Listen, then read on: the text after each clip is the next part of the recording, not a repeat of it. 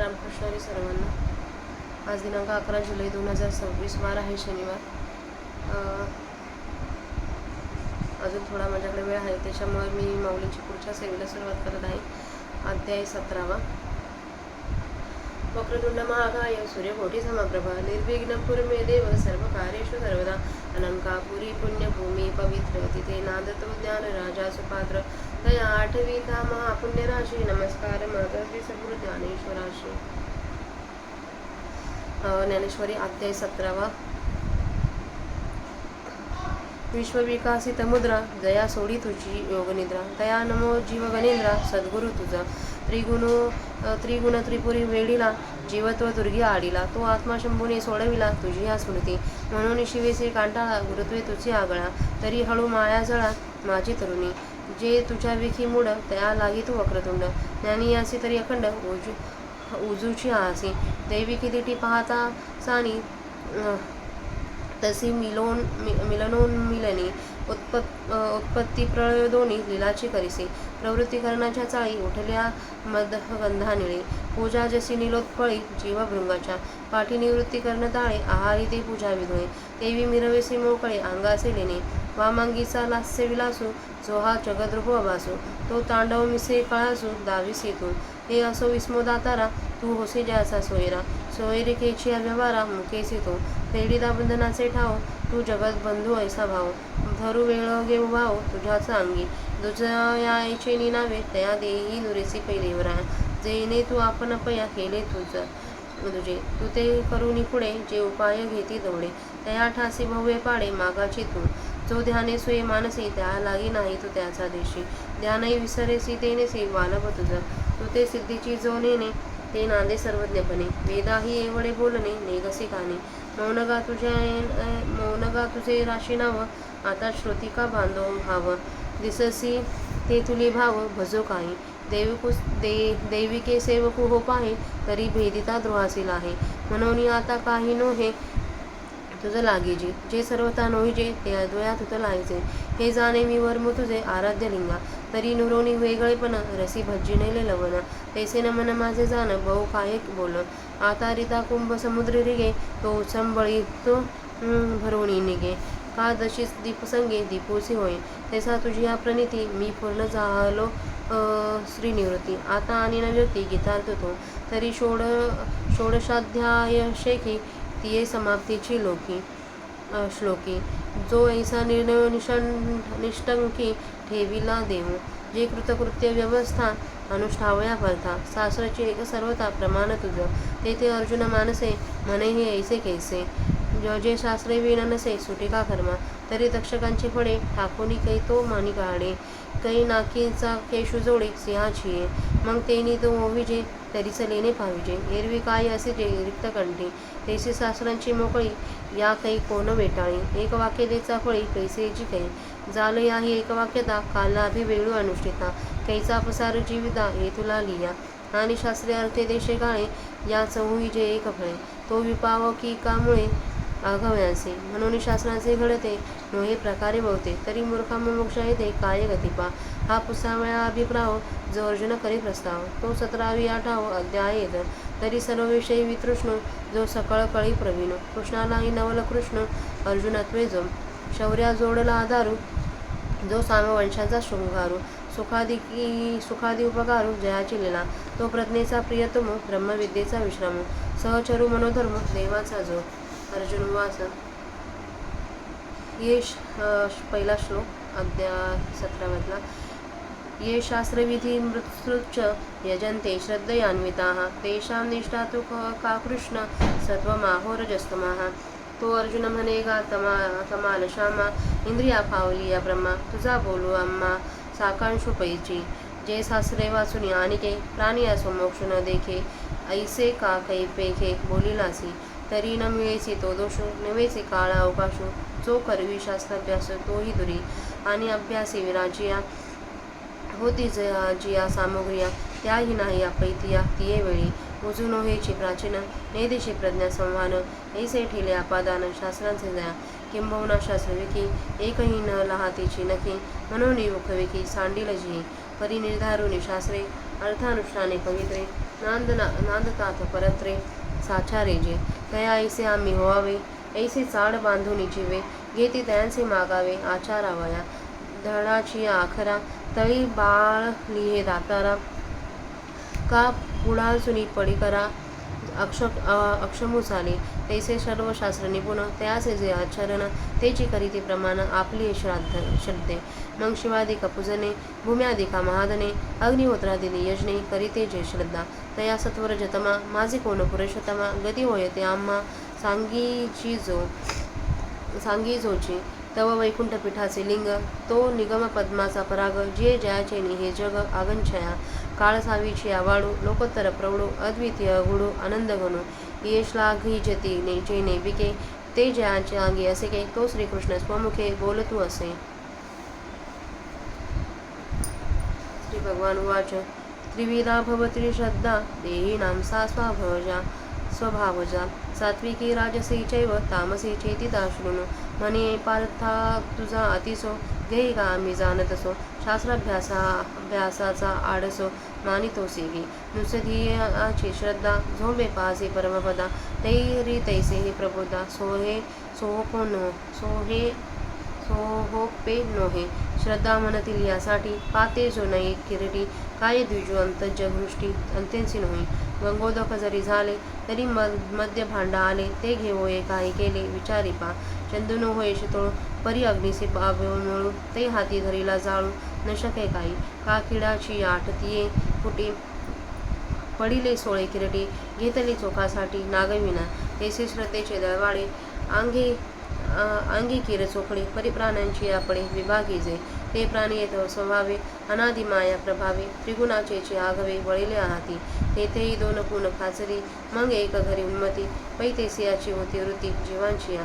वृत्ती ऐसे मन धरिती, मना ऐसी क्रिया करीती, केली ऐसी वरिती मरोनी देही. बीज मोडे झाड होय, झाड मोडे बीजी सामाये, ऐसे निकल्प कोडी जाय, परी जाती न दशे. तिया परी ये अपारे, होती जाता जन्मांतरे, परी त्रिगुणत्व न विचारे प्राणी यांचे.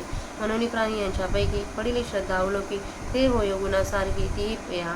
विपायवाडे सत्वशुद्ध, तेव्हा ज्ञानासी करी साध, परी एका दोघे बोखद ये राहती. सत्वाचे न्याम गलगे, ते श्रद्धा मोक्ष प्रहारिगे, तव रजतम उगे का पा राहती. म्हणून सत्वाची त्राई, रजोगुणी आकाशे जाई, तेव्हा तेची श्रद्धा होय कर्म केरुसुनी. मग तमाची उठी आगे, तेव्हाची ते श्रद्धा भंगी, हो लागे भोगा लागे भलते या.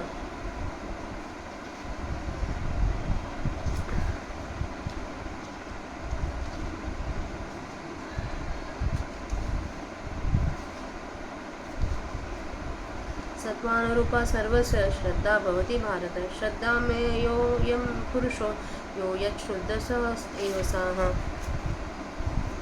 एवं सत्वरजतमा, वेगळी श्रद्धा सुवर्मा, नाही गाजीव ग्रामा माझे या. म्हणून श्रद्धा स्वाभाविक असे त्रिगुणात्मक, रजतम सात्विक भेदी ये. जैसे जीवनचे उदक, परिविषी होय मार्ग, का मिळया माझे तिक उसी गुण. तैसा भव असे तमे, जो सदाचीच होय निमे, तेच्या श्रद्धा परिणामे तेची होणी. मग काजळा आणि असे न दिसे व्यंजना जैसे, तेवी श्रद्धा तामसी सिनी नाही. तैसीच राजसे जीवी, रजमय जाणावी, सात्विक आघवे सत्वाची जन. ऐसेनी हा सकळू जगडंबरू निखळू, श्रद्धाचेच केवळ होतला असेल. तरी गुणत्रय वशे, त्रिविधपणा सेलासे, श्रद्धे जे उठिले असे ते ओळखतू.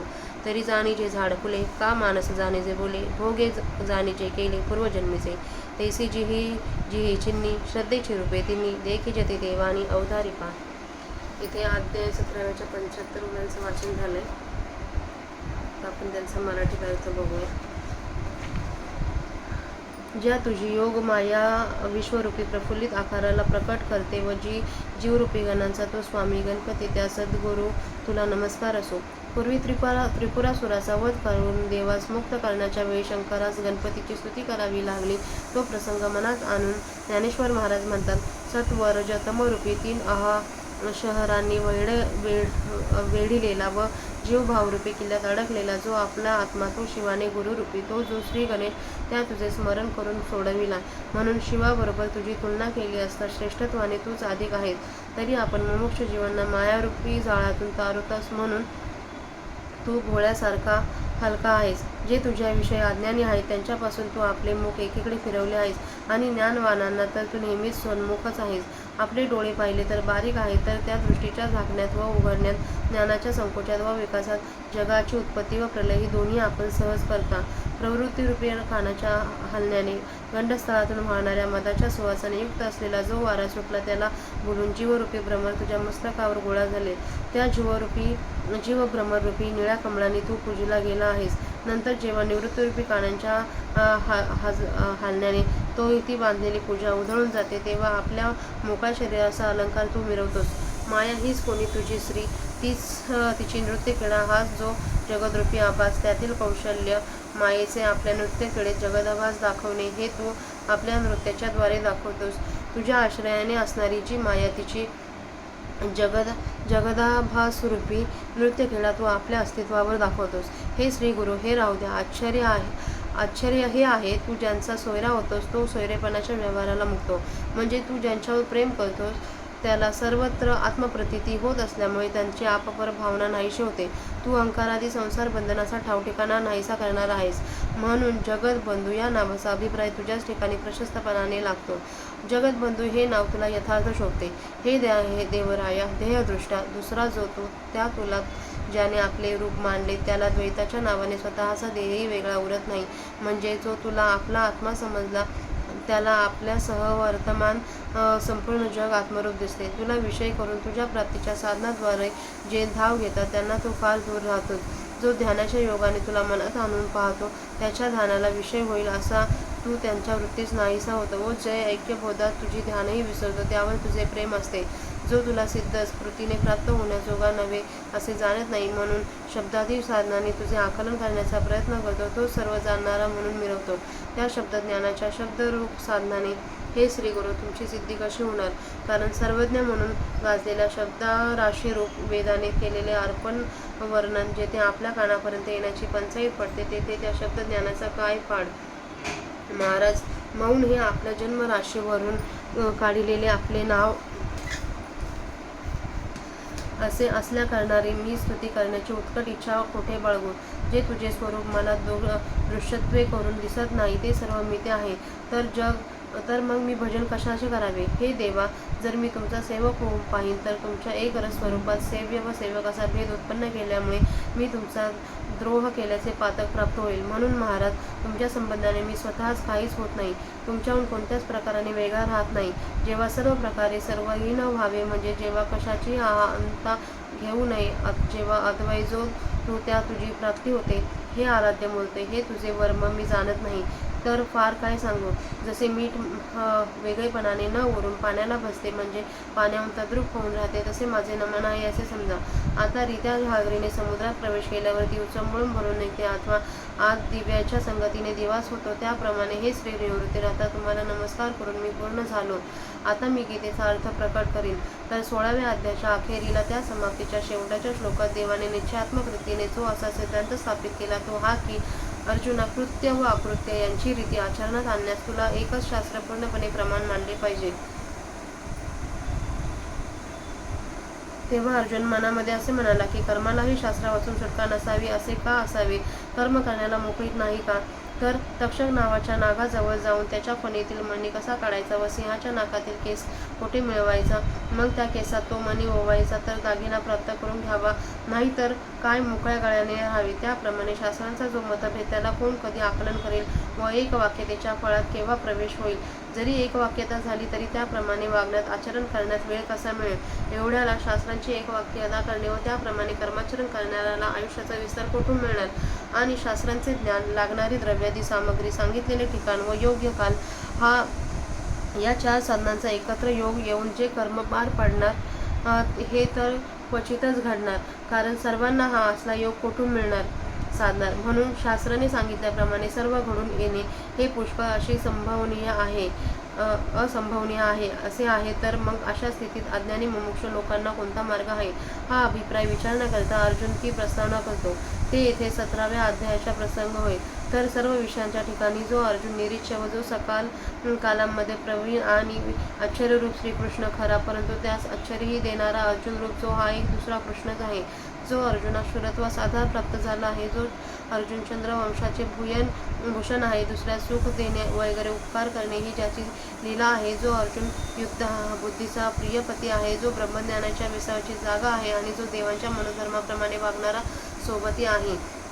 अर्जुन म्हणाला, हे कृष्णा, जे शास्त्रविधीचे तो माहीत नाही म्हणून उल्लंघन करून केवळ श्रद्धेने युक्त होऊन पूजनादी करतात, त्यांची गती काय होते बरं? सात्विक, राजस की तामस? तो अर्जुन म्हणाला, तमाल वृक्षाप्रमाणे श्यामवर्ण असलेला श्रीकृष्ण, हे आमच्या इंद्रियांच्या अनुभवाला आलेल्या ब्रह्मरूप श्रीकृष्ण, तुझे बोलणे आम्हास घोटाळ्यात पाडणारे वाटते. कारण की शास्त्रापासून दुसऱ्या कोणत्याही उपायाने प्राण्याला आपल्या मोक्षाचे दर्शन होणार नाही, असे शास्त्रांचा पक्षपात धरून तू काय म्हणून बोललास? तर शास्त्रांप्रमाणे कर्माचरण करण्याला योग्य म्हणून सांगितलेले जे स्थळच मिळत नाही व ते कर्म कराव्यास लागले तितके आयुष्य मिळत नाही व शास्त्रांचा अभ्यास करविणारा जो गुरु त्याचाही योग होत नाही आणि ज्या सामुग्र्यांची अभ्यासाला मदत होते, सामुग्र्या देखील अभ्यास करण्याच्या वेळेला अनुकूल नसतात, ज्यांना पूर्ण कर्म अनुकूलच नाही, ज्यांना बुद्धी सहाय्य देत नाही, याप्रमाणे ज्यांना शास्त्राचे संपादन दूर राहिले, फार काय सांगावे.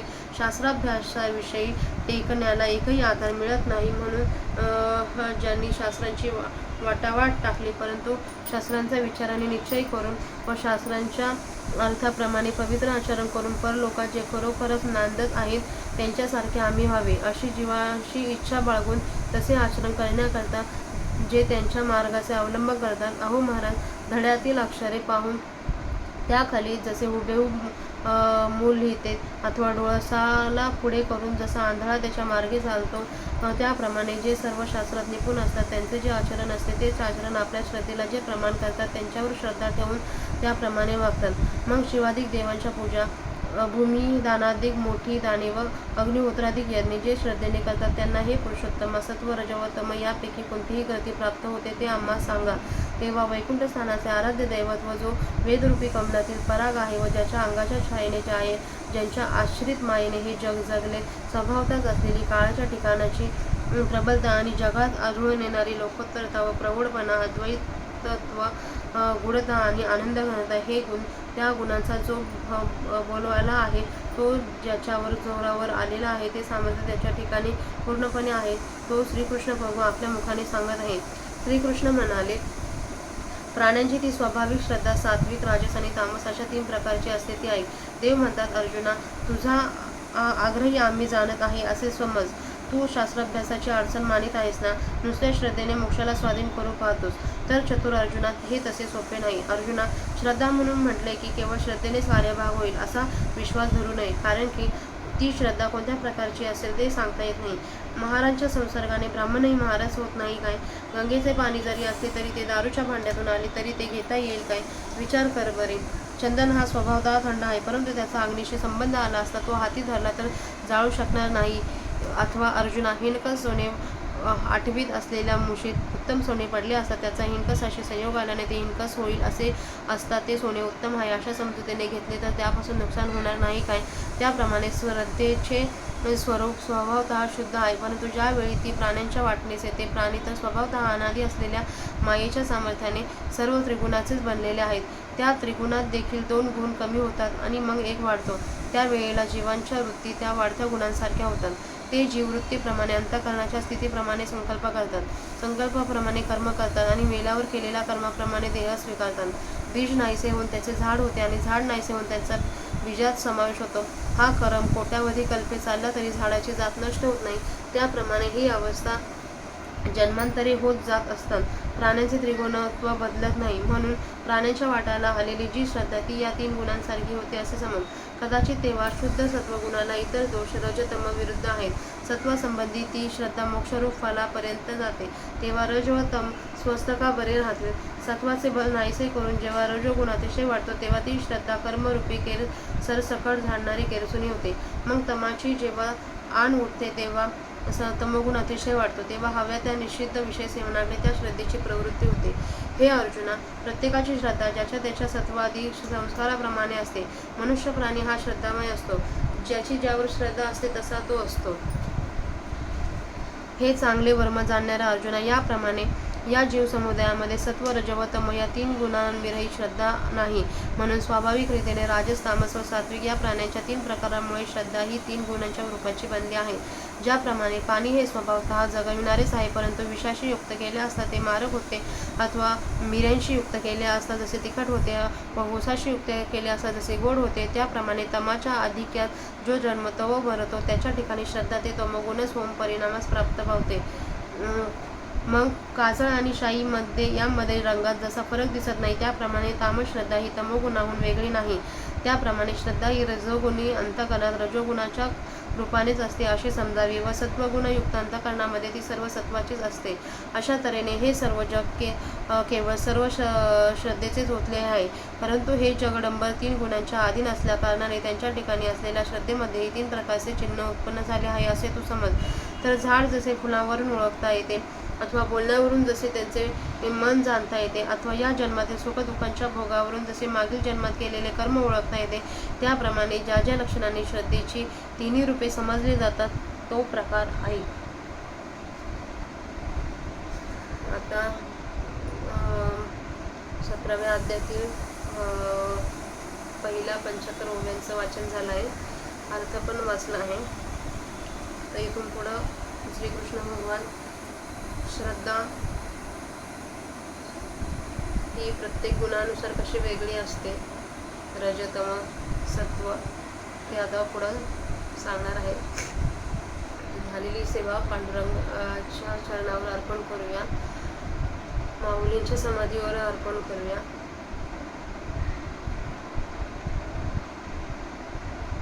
आणि सेवेला स्वल्प विराम देऊया. रामकृष्ण हरी सर्वांना.